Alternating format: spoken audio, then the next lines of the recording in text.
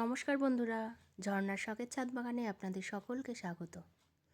আপনারা থাম্বনেইলে দেখেছেন আমি গাছেদের জন্য একটা শক্তিশালী খাবার তৈরি করব। তার আগে দেখুন, আমি যে আলু গাছগুলো বসিয়েছিলাম সেগুলো সব চারা বেরিয়ে গেছে। আর এর ওপরে যে আমি পাতা দিয়ে রেখেছিলাম, পাতাগুলো সব সরিয়ে দিয়েছি।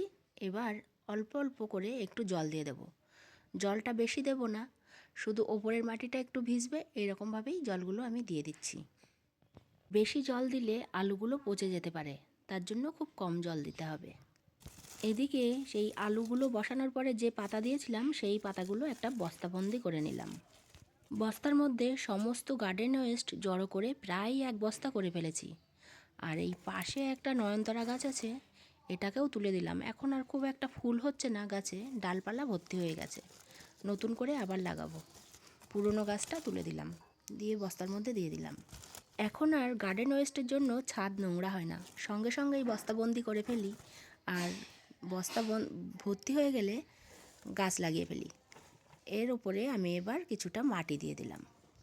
আগের দিন আলু গাছ বসানোর জন্য যে মাটি তৈরি করেছিলাম সেই মাটিই আমার কিছুটা ছিল, ওই মাটি দিয়েই এর উপরে দিয়ে দিলাম। এখানে একটা বেড আমার রেডি হয়ে গেল। শরীরটা একটু খারাপ হওয়ার কারণে গলাটা একটু ভার ভার। আমার কথাগুলো বুঝতে পারলেই হবে, তাই না বন্ধুরা? এখানে আমি এক বস্তা গার্ডেন ওয়েস্ট দিয়ে, তার উপরে কিন্তু একেবারেই কম মাটি দিয়েই আমি গাছ বসাবো। মাটির ছোট ছোট দলাগুলো আমি ভেঙে দেওয়ার চেষ্টা করছি। এখানে দেখা যাক কি বীজ বসানো যায়। এই চলে এলাম আমার বীজের ভান্ডার নিয়ে। দেখা যাক এই ভান্ডার থেকে কোন বীজ পছন্দ হয়। তো নিয়ে নিলাম এখান থেকে কয়েকটা বিনসের দানা। বিনসের দানা এখানে আমি 4টে বসিয়ে দেব। যা দানা বসাই সব দানাতে তো চারা বেরোয় না, তবে এখানে 4টে দিচ্ছি। 4টেও যদি বেরোয় তাহলে আমার এই বস্তাতে ঠিকঠাকই হবে। তারপরে জল দিয়ে দিলাম। দানা বসানোর পরেই জলটা একটু বেশি করে দিতে হবে, পরের দিন থেকে অল্প অল্প দিলেও হবে। এদিকে দেখুন, আমি আগেও কিছুটা বিনসের দানা বসিয়েছিলাম। এই গাছগুলো থেকে আগে আগে বিনস পাবো, আর আজকে যে দানাগুলো দিলাম ওগুলো থেকে তারপরে আবার বিনস পাবো। বেশ অনেক দিন ছাদ বাগানে বিনস থাকবে। আর এখানে দেখুন, অ্যালোভেরা গাছ নিয়ে চলে এলাম। এত বড় বড় অ্যালোভেরা গাছ হয়েছে যে টবে রাখাই যাচ্ছে না।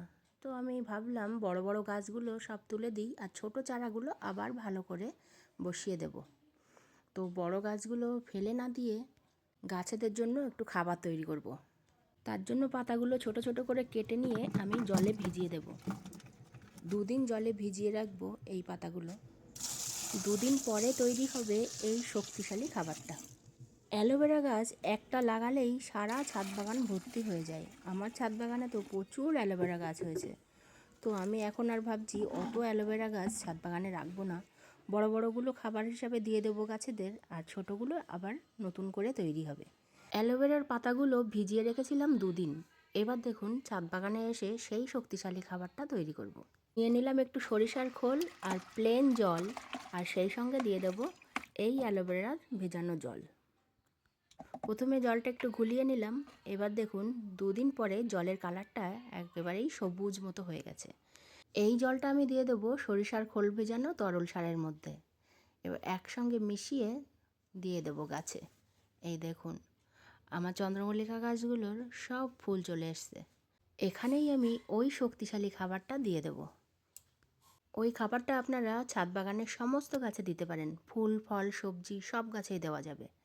আর খাবারটা দেওয়ার 4-5 দিন পরে কিন্তু বোঝা যাবে গাছেদের পরিবর্তন।